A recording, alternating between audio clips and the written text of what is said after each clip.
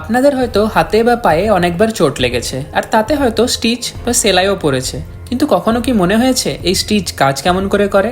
যখন চামড়া গভীরভাবে কেটে যায় তখন শরীর একা একা সবসময় ঠিকভাবে ক্ষত বন্ধ করতে পারে না। তাই স্টিচ কাটা জায়গার দুপাশ টেনে একসাথে ধরে রাখে, যাতে ক্ষত সঠিক জায়গায় থেকে শুকোতে পারে। ডাক্তার একটি বাঁকা সূচের সাথে পাতলা ও পরিষ্কার বিশেষ সুতো লাগিয়ে কাটা জায়গার দুই পাশ দিয়ে সূচ ঢুকিয়ে গিঁট দিয়ে বেঁধে দেন। এতে রক্তপাত কমে যায় এবং হিলিং দ্রুত শুরু হয়। স্টিচ নিজে ক্ষত সারায় না, ভেতরে ভেতরে নতুন চামড়া তৈরি হয়, রক্তনালী ঠিক হয় এবং কোলাজেন ক্ষতটাকে শক্ত করে।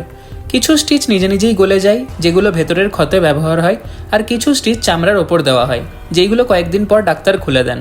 যা মুখে সাধারণত 5 থেকে 7 দিন, হাতে বা বাহুতে 7 থেকে 10 দিন, আর পা বা পিঠে 10 থেকে 14 দিন থাকে। স্টিচ ক্ষত বন্ধ রেখে ব্যাকটেরিয়া ঢুকতে দেয় না, তাই ইনফেকশনেরও ঝুঁকি কমে। তবে ক্ষত সবসময় পরিষ্কার রাখা খুবই জরুরি। এই ধরনের ফ্যাক্ট রিলেটেড ভিডিও দেখতে চ্যানেলটিকে সাবস্ক্রাইব